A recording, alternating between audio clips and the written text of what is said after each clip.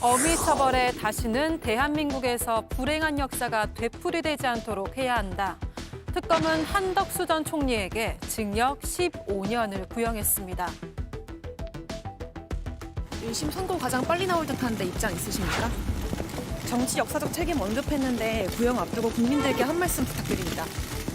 국무회의 상황 여전히 기억 안 나십니까? 결심 공판 출석길에서는 입을 꾹 닫은 한 전 총리. 피고인 신문에선 멘붕 상태를 말하며 눈길을 끌기도 했었는데요.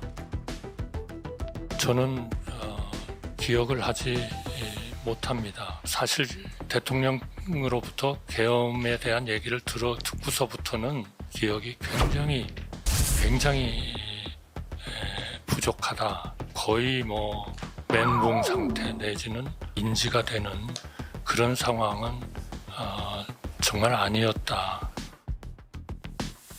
오늘 최후 진술에서는 땅이 끊어지는 것처럼 기억에 맥락이 없다라고 했습니다. 계엄에 대한 첫 판단, 특검의 징역 15년 구형이 김용현, 이상민, 그리고 윤석열 전 대통령에게 미칠 영향에도 관심이 쏠립니다. 네, 오늘 한덕수 전 총리 결심 공판이 있었고요. 조금 전에 결심 공판이 종료됐습니다. 오후 4시 30분쯤 한덕수 전 총리가 피고인으로서 최후 진술을 했고요. 5분 정도 그렇게 길지 않게 최후 진술을 했습니다. 주요 내용을 속보로도 전해드리고 있는데 제가 맡은 소임 전력을 다하는 게 오랜 공직자 생활에 보답하는 길이라고 생각하며 살았다. 그 길 끝에 비상계엄 선포 사태를 만나리라고는 꿈에도 예상하지 못했다. 이렇게 밝혔고요. 또 윤 전 대통령이 비상계엄을 하겠다고 하는 순간 말할 수 없는 엄청난 충격을 받았다.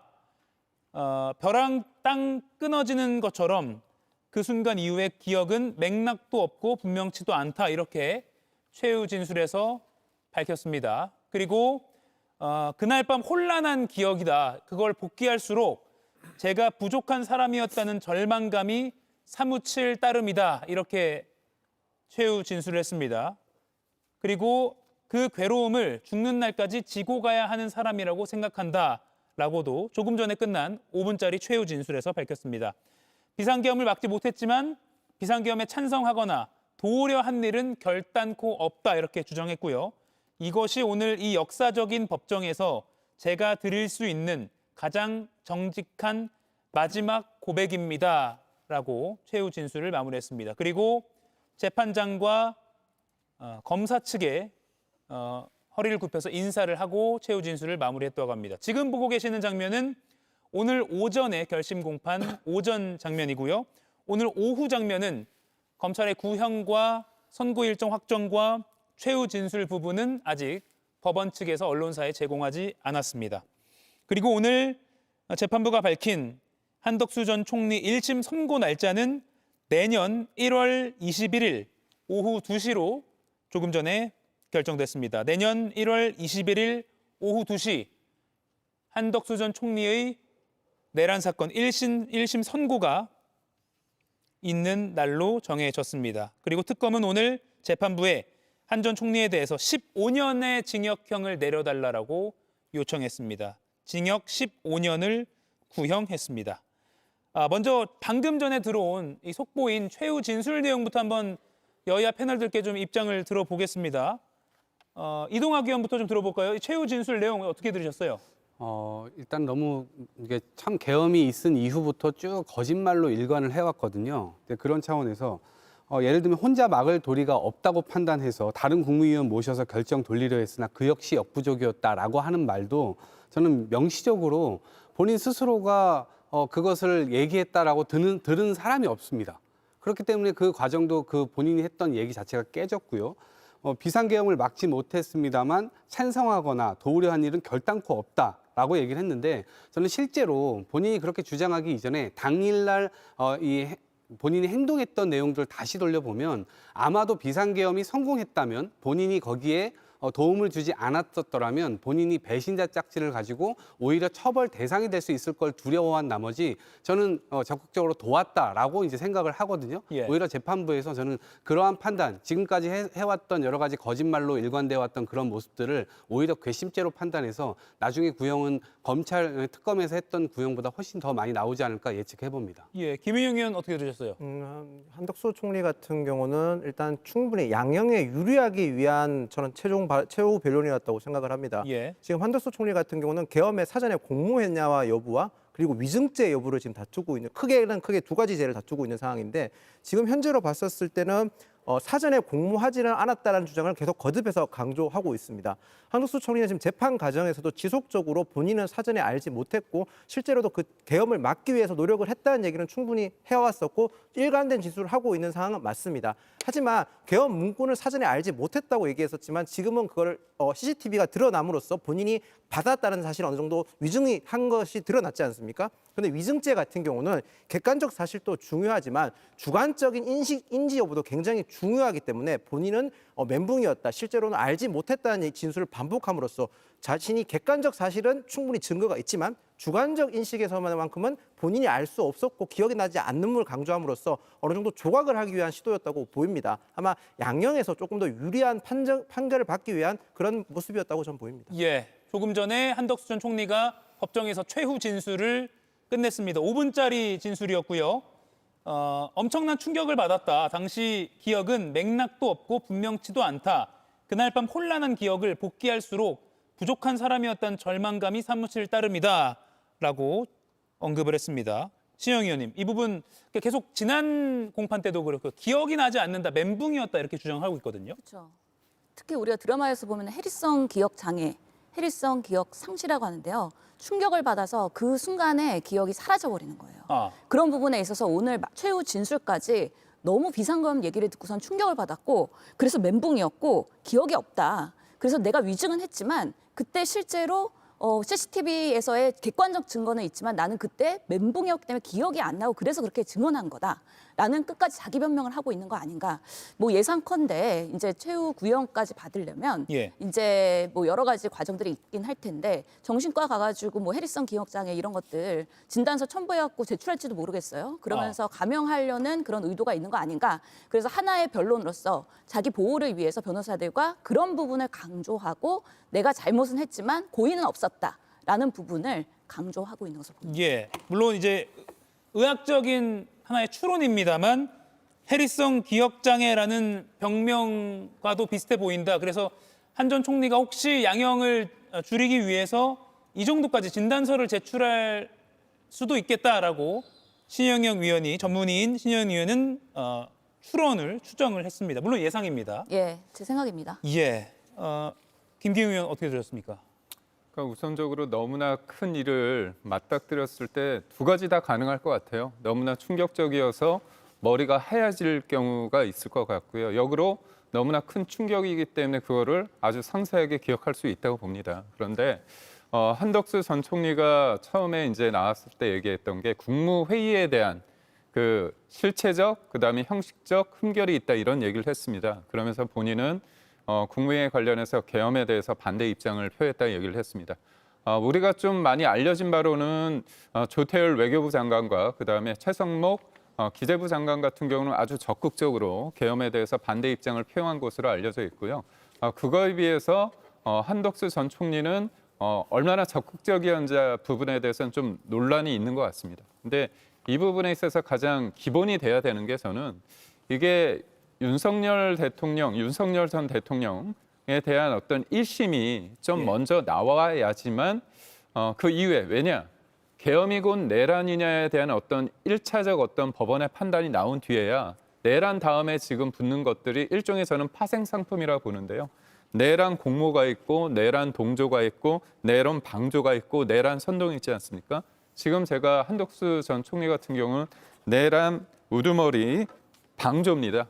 방조기 때문에 그렇다면 계엄이 곧 내란인지 여부에 대한 그 형량에 따라서 그 이후에 이거에 대해서 적극적으로 반대를 했는지 아니면 묵인을 하고 아니면 가담을 하거나 모의를 하거나 적극적인 행위가 있었는지 아니면 소극적인 반대였는지 그런 부분까지 좀 나아가지 않을까 싶습니다. 예, 그리고 내란 중요 임무 종사도 공소장에 추가가 됐기 때문에 그 부분까지 같이 재판장이 판단을 하게 됩니다.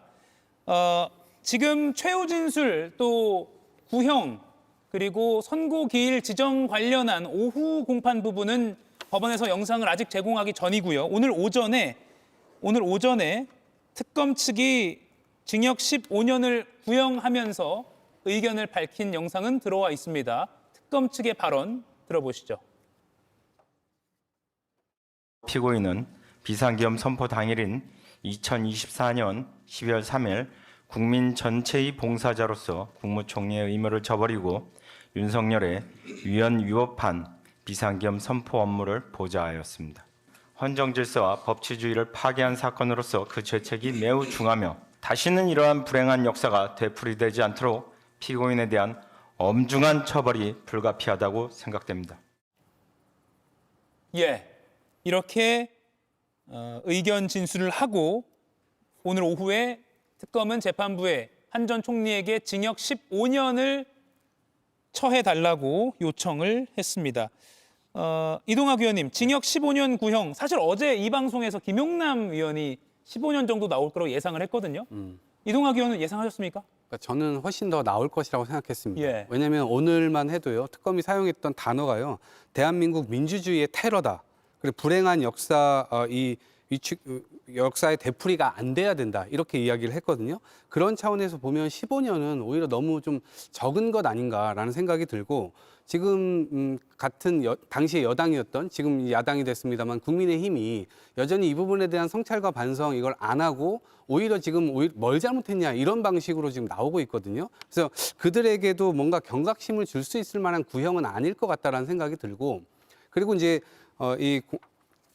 구형도 구형하기 전에 방조범에서 중간에 이제 공소장 변경되지 않았습니까? 예. 내란 임무 주요 종사자로 재판부에서 얘기해서 그 변경된 거였거든요. 예. 그래서 검찰이 생각하는 것보다 재판부에서 생각하는 이 죄질이라고 하는 것이 훨씬 더 무거울 거다라는 생각이 들기 때문에 저는 특검은 뭐 솜방망이라고 표현하기는 좀 그렇습니다만 어찌됐건 생각보다 너무 낮게 나왔다. 그래서 재판부에서 앞으로 이런 부분들을 좀 더 깊게 본다면 구형한 것보다는 훨씬 더 나오지 않을까. 그러면 이 역사의 민주주의적 테러라고 하는 부분에 대해서 다시는 이러한 일들을 벌어지지 않을 수 있게끔 경각심을 주는 역할도 재판부에서 일정 부분 해보지 않을까라는 예측을 해봅니다. 예, 이 내란 특검팀이 12.3 비상계엄이 45년 전 내란보다 더 막대한 국격 손상, 국민 상실감을 줬다 이렇게 강조했습니다. 45년 전 1980년대 그때 내란보다 더 국민에게 상실감을 줬다라고 했고요.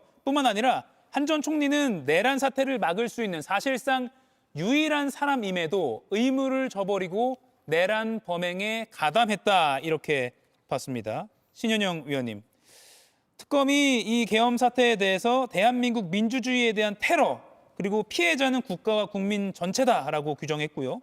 그리고 앞서 말한 대로 신군부 내란 당시 사례를 거론을 했습니다. 그렇죠. 그때 주영복 전 국방부 장관 판례를 인용하기도 했는데요. 예. 당시에 7년을 선고받았죠. 양형 사유로는 하루의 일처럼 다른 사람이 시키는 거를 따라가는 게 아니라 피고인처럼 지위가 높고 책임이 막중하면 변명이 용납되지 않는다라고 설명을 했습니다. 예. 마찬가지로 한덕수 총리 50년간 국가의 녹을 먹으면서 관료로서 생활을 해왔던 사람이기 때문에 비상계엄이 얼마나 말도 안 되는지 이 부분에 있어서 명확하게 인지를 하고 있을 수밖에 없다라고 생각함에도 불구하고 행정부의 2인자이고 대통령을 보좌하는 제일 우선순위의 사람으로서의 실제로 그날의 비상계엄의 선언 과정에서 국무회의를 소집하면서 나름의 그런 협조를 했고 실제로 비상계엄 이후에도 국무회의로서의 비상계엄이 해제 의결이 됐는데도 예. 제대로 빠르게 국무회의가 이루어지지 않았고요. 특히나 부서 과정에서도 실제로 이런 부분에 있어서의 문건을 삭제해버리는 등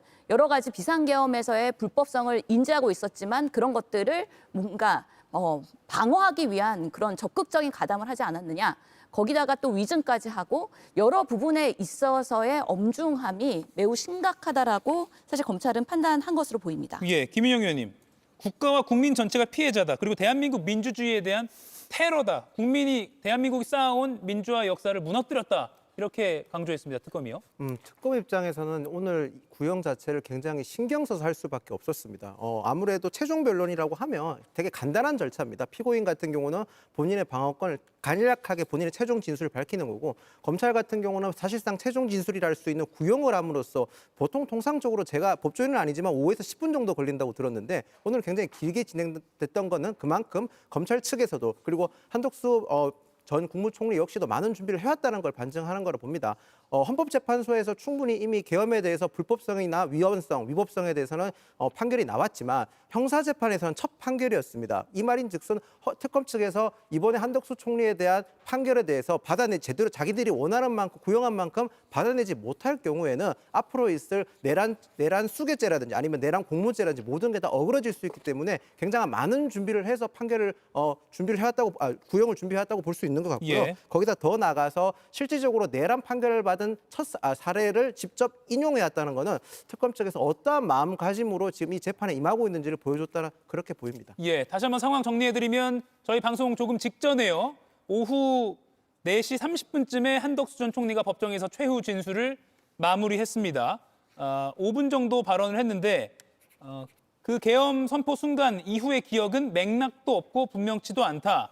그날 밤 혼란한 기억은 복귀할수록 제가 부족한 사람이었다는 절망감이 사무칠 따름이다. 비상계엄을 막지 못했지만 찬성하거나 도우려 한 일은 결탄코 없다.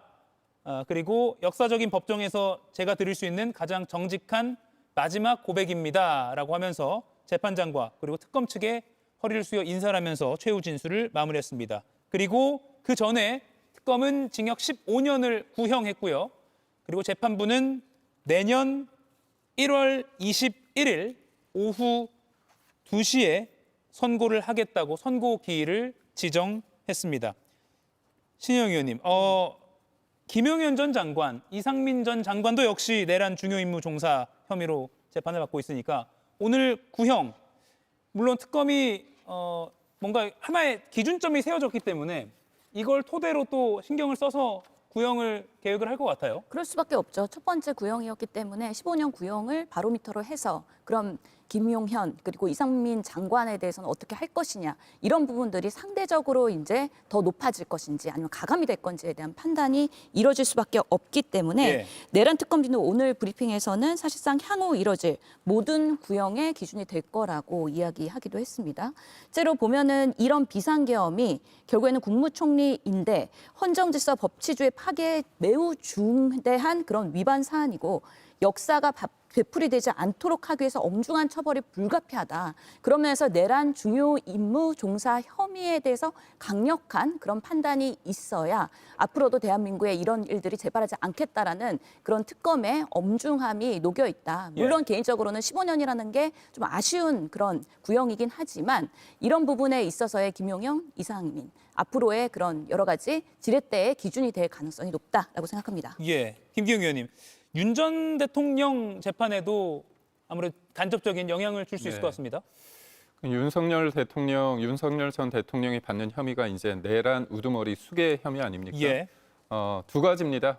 사형 아니면 무기징역이기 때문에 앞에서 내란 가담, 내란 동조 이런 부분에 대해서 한덕수 전 총리가 이런 부분에 대해서 일정 부분 인정을 받게 된다면 내란이 없으면 동조나 가담이 힘든 거 아닙니까? 그렇게 되면 윤석열 전 대통령에 대한 어떤 1심 판단에 좀 적지 않은 영향을 줄 수 있다고 봅니다. 물론 기존에 있는 판결이 곧바로 귀속력이 있는 건 아닙니다.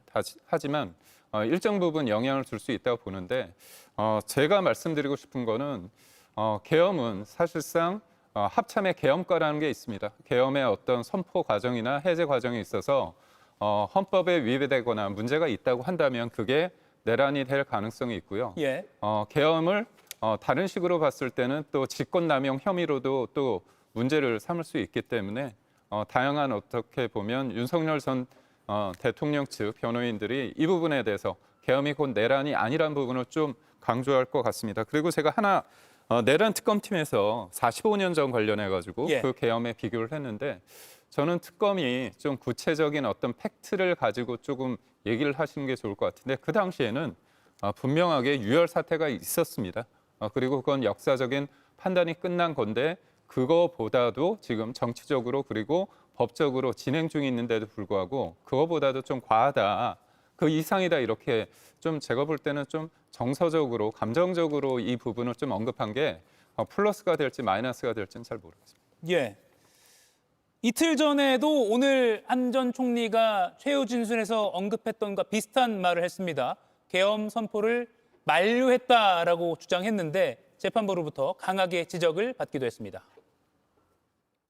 비상계엄이라는 것은 있을 수가 없는 일이다. 또 우리 국민들의 그 비상계엄에 대한 여러 가지 트라우마, 또 뭐 인권 문제 이런 것들로 봐서 절대로 있어서는 안 된다고 생각합니다. 왜 그걸 윤석열한테 말씀하시기로 했습니까? 비상계엄을 하기 전에. 저희가 지금 그런 여러 가지 장관들이 그런 얘기를 하여튼 나름대로 열심히. 네, 이 발언과 비슷한 맥락으로 조금 전 한 전 총리가 5분짜리 최후 진술까지 끝났습니다. 그리고 내년 1월 21일 오후 2시에 1심 선고를 하겠다고 재판부가 밝혔습니다. 뭐 예상의 영역입니다만 이동학 위원님, 네. 1심 선고 징역 15년형 내려달라는 특검의 구형량보다 어떻게 될까요? 저는 아까도 말씀드렸지만 더 많이 나올 것이다 이렇게 생각을 하고요. 마지막까지 거짓말을 했어요. 그리고 선택적 기억 상실에 지금 그런 호소를 하고 있는 거거든요.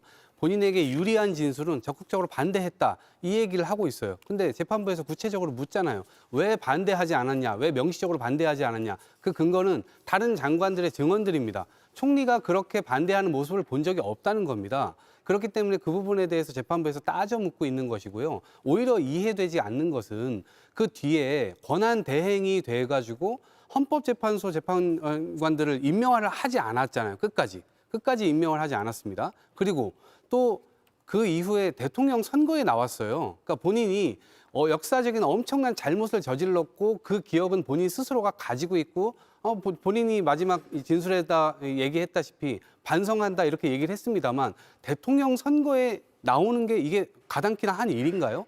그래서 오히려 이 민주주의를 형해화시키고 오히려 국민을 배반했다라고 하는 헌법재판소의 판단 여기 안에 그대로 들어가 있는 사람이기 때문에 헌법을 부정하고 위헌 위법한 일을 저질렀는데 대통령 선거에 나온다. 도대체 어떤 마음이 그랬을까요? 그래서 저는 그런 것들을 종합적으로 판단해 볼 때 나중에 사후에 이 계엄이라고 하는 것 본인이 가담했던 행동 이런 것들을 덮기 위해서 다 그런 행동들을 벌인 것 아니냐라고 하는 이 점에서 저는 재판부에서 이런 지점까지 다 판단을 해서 더 중한 과형을 때릴 것이다 이렇게 생각합니다. 예, 이동학 의원은 특검 구형량 징역 15년보다 더 높은 처벌을 선고할 것이다라고 예상했는데요. 김기웅 의원 예상도 한번 들어볼게요.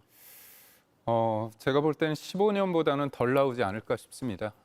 지금 사실상 이제 민주당과 그리고 이재명 정부에서는 이제 계엄이 곧 내란이라는 그런 프레임 속에서 좀 여론전을 좀 펼치는 부분이 있는데요. 정치적인 어떤 메시지와 그리고 법정에서 구체적인 팩트를 가지고 하나하나 따졌을 때 이 부분에 있어서 구형이 15년인데 그만큼 나올 가능성은 좀 적다고 보고 역으로 본다면 지금 이진관 그 판사 재판부 입장에서는 굉장히 지금 강경하게 어떻게 보면 좀 증인이나 아니면 참고인마저도 그리고 피고인을 좀 다그치듯 하는 방향이 있는데 실질적으로 그 스타일이 있습니다. 재판은 좀 소위 말해서 터프하게 하더라도 판결은 또 그거와 상대적으로 다르게 하는 부분이 있고요.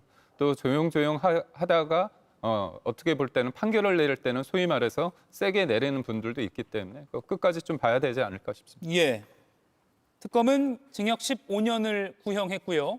2달도 안 남았습니다. 내년 1월 21일 수요일입니다. 이날 1심 선고 결과가 나오게 됩니다. 그리고 이 사건이 다 얽히고 설켜 있고 또 당시 국무회의 참가자들도 다 얽혀 있기 때문에 오늘 구형과 2달 뒤의 선고는 다른 사건의 가늠자가 될 수 있다 이런 분석도 나오고 있습니다. 이 사진은 조금 전에 결심 공판이 끝나고 법정 밖으로 나서는 한 전 총리의 모습입니다. 조금 전에 들어온 사진입니다. 결심 공판을 마치고 취재진에 둘러싸여서 차량을 타고 법원을 빠져나가기 직전의 모습 보고 계십니다. 앞서 신현영 의원이 의료진의 관점에서 기억 상실 관련 질병을 이유로 진단서를 재판부에 낼 가능성도 제기를 했는데 그 부분도 혹시 있을지도 참 관심이 쏠리는 대목인데 앞으로 한번 지켜보겠습니다. 이런 가운데 김건희 씨 관련한 JTBC 단독 취재 내용이 있어서 전해드립니다. 지난해 5월 김건희 씨가 박성재 당시 법무장관에게 자신에 대한 검찰 수사와 또 김혜경, 김정숙 여사에 대한 수사를 묻는 메시지를 보낸 것으로 JTBC 취재 결과 드러났습니다. 당시 텔레그램 대화 내용을 취재된 내용을 바탕으로 재구성한 화면을 보고 계십니다. 내 수사는 어떻게 되고 있나? 또 다른 김혜경, 김정숙 여사 수사는 어떻게 되어가나? 또 왜 김정숙 수사는 2년간 진척이 없느냐 등으로 당시 법무장관에게 당시 영부인이 텔레그램 메시지를 보냈다는 겁니다. 뿐만 아니라 오늘 JTBC가 새롭게 취재한 단독 취재 내용에 따르면 김명수 전 대법원장 수사가 2년 넘게 방치된 이유가 뭐냐 이렇게 박성재 당시 법무장관을 질타하듯 역시 텔레그램 메시지를 보냈다는 겁니다. 그리고 전담 수사팀 구성 지시에 관한 검찰 상황 분석 이런 글까지 전송한 것으로 JTBC 취재 결과 파악됐습니다. 그리고 잠시 후에 뉴스룸에서도 자세히 전해드릴 예정인데요. 신현영 위원님, 대통령 부인이지만 익히 이제 다 알려졌다시피 아무런 공적인 권한은 없는 그런 상황인데 당시 현직 법무장관에게 검찰 수사 상황에 대한 내용을 묻는 걸 넘어서 질책하는 듯 보냈단 말이죠. 정말 대한민국의 대통령은 김건희가 맞았습니다. 실제로 본인은 나와서 아무것도 아닌 제가라고 얘기했지만 실질적인 부의 재료였던 걸 다시 한번 리마인드 하게 되는 그런 메시지고요. 특히 김명수 대법원장 이번에 비상계엄 체포조 그 명단에 있었던 사람입니다. 그래서 김건희 씨의 이런 이슈와 그리고 비상계엄의 개연성을 하나 더 얹는 그런 증거로 활용되지 않을까 싶긴 한데요. 실제로 이 박성재 법무장관과 김건희 씨가 서로 소통한 텔레그램의 그 날짜가 24년 5월 15일입니다. 그 시기도 되게 절묘하죠. 어떻게 보면은 그 이전에 5월 2일 날 이원석 검찰총장이 명품백 김건희 씨의 그런 논란이 있으니까 전담팀을 구성했습니다. 그리고 나서 11일 이후에 법무부 인사가 단행이 되면서 이 명품백 이 전담팀에 대한 무산이 이루어지게 되고요. 그러면서 그 다음 날 이원석 검찰총장이 7초 침묵을 지키면서 항의하는 그런 인터뷰를 하게 되죠. 인사는 인사고 수사는 수사다라고 했는데 그렇게 항의하는 인터뷰를 하고 그 다음 날이 바로 5월 15일 김건희 씨와 박성재 법무장관이 메시지를 주고받습니다. 그래서 본인의 수사에 대한 부분 그리고 김정숙 그리고 이전 김혜경 여사에 대한 수사권이 어떻게 되고 있는지 그리고 이런 부분에 있어서 이원석 총장이 아니면 김창진 차장검사가 어떤 누구의 지시로 인해서 진행되고 있는 건지를 이렇게 사적으로 물어본다는 것 자체가 저는 생각하기에 이슈는 이슈를 덮는다고 생각되는데 김건희 명품백 이슈가 커지니까 아니 김정숙, 김혜경 이런 수사로 띄우고 그리고 나를 묻어야지 왜 이런 것들이 나의 문제가 커질 수 있도록 방치하고 있느냐라는 간접적인 뭔가 메시지로 들릴 수 있기 때문에 나 대신에 이런 사람들로 그리고 김명수 대법원장 이슈 이런 것들 더 크게 해서 이슈를 죽여라라는 간접적인 메시지가 아닌가라는 생각이 들 정도로 김건희 씨의 이런 법무장관 현직의 메시지는 상당한 의미가 있는 근거로서 활용될 것이라는 생각이 듭니다. 김기용 의원님, 이게 특검이 박성재 전 장관 텔레그램 메시지를 분석하면서 확보한 거라고 하더라고요. 네, 제가 볼 때 이유 불문하고 대통령의 배우자가 현직 법무부 장관에게 어떤 사건에 대해서 본인의 사건이고 김정숙 여사와 그다음에 김혜경 여사 수사가 어떻게 되고 있는지에 대해서 묻는 거는 아주 부적절합니다. 제가 볼 때 특검이 지금 공식적으로 발표한 내용은 아닌 거로 알고 있지만 이런 보도가 나온다고 했을 때 만약에 맞다면 제가 볼 때는 책임을 져야 된다고 봅니다. 다만 제가 하나 말씀드리고 싶은 건 김건희 여사가 이걸 질문한 거는 문제가 됩니다. 그렇지만 많은 국민들께서 김정숙 여사 관련해 가지고 언론 보도를 통해서도 나왔지만 관봉권의 다발 사진 그리고 김 여사의 의류 구매 리스트 그다음 매장 단말기 사진 굉장히 여러 가지 상황이 있는데요. 그때 검찰이 최근에야 재수사 지시를 내렸고요. 경찰이 수사를 한다고 하는데 그때 보니까 수사기관에서 영장 관련해서 계좌 추적을 하지 않았습니다. 이게 보면 만약에 자기 돈으로 했다 아니면 특활비로 했다고 하면 돈의 흐름상 가장 기본이 되는 영장, 소위 말해서 이제 계좌 추적을 했어야 되는데 그런 게 없었다는 부분이 문제였다는 점을 좀 밝히고요.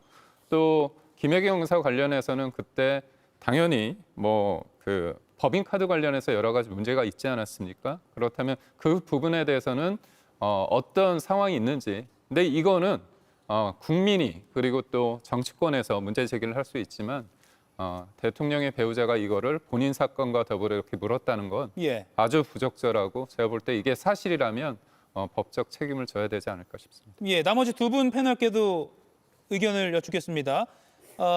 다른 전직 영부인 수사 관련 질문뿐만 아니라 오늘 새롭게 또 JTBC가 취재한 내용에 따르면 김명수 대법원장 수사 관련해서도 이거 왜 2년 넘게 방치가 되고 있느냐 이렇게 따지듯 질책하듯 물었다는 것이고요. 게다가 전담 수사팀 구성 지시에 관한 검찰 상황 분석. 이건 아까 신현영 위원이 말한 그 명품백 관련 검찰 전담 수사팀 이에 관한 뭐 상황 분석, 검찰 내부 분위기를 추론한 그런 글로 알려져 있습니다. 그런 글까지 보냈다는 거죠. 지금 내 수사를 하고 있는 검찰 전담 수사팀, 검찰에서 어떻게 생각하고 있나 뭐 이런 거 관련된 뭐 정보성 글일 수도 있는 것이고요. 아무튼 법무장관에게 텔레그램 메시지를 보냈다. 이동학 의원님. 네. 그러니까 지금 드러나고 있는 사실은 경제 공동체, 정치 공동체라고 하는 것을 하나 보여주는 사건이라고 생각을 하고요. 결과적으로는 이것이 국정농단으로 해석될 수밖에 없어요. 그리고 박성재 법무장관에게 영부인이 저런 식의 문자를 장관에게 보낼 수 있다. 물론 비하폰도 썼습니다만 우리가 이미 이걸 다 알고 있었던 내용이기 때문에 그다지 놀랍지 않지만 박성재 법무장관에게 직접적으로 저렇게 보낼 수 있다라고 하는 것은 어느 정도의 친분 관계가 있지 않고서는 쉽지가 않은 일입니다. 그렇기 때문에 박성재 장관 입각 과정에서 김건희 여사의 입김이 들어간 것이 아니냐. 그리고 지금 수많은 뇌물을 받으면서 수많은 사람들의 자리를 또 줬다고 하는 이 증거들도 많이 나오고 있는데 박성재 장관 역시도 또 그러한 인사의 일환이 아니었는가 생각을 해볼 수가 있고 오히려 검찰을 활용해가지고 박성재 장관이 중간에서 브로커 역할을 한 것이 아니냐라는 의심까지 들 정도입니다. 그리고 세 번째로는 검찰이 당시에 수사 인력을 다 바꿨잖아요. 그 중앙지검장도 다 바꾸고 예. 그 수사팀도 다 바꿔가면서 했었을 때 당시에 그런 법불악이라고 해가면서 법무장관이 이 언론에다 대고 그런 얘기들을 했었는데도 불구하고 당시에 검찰은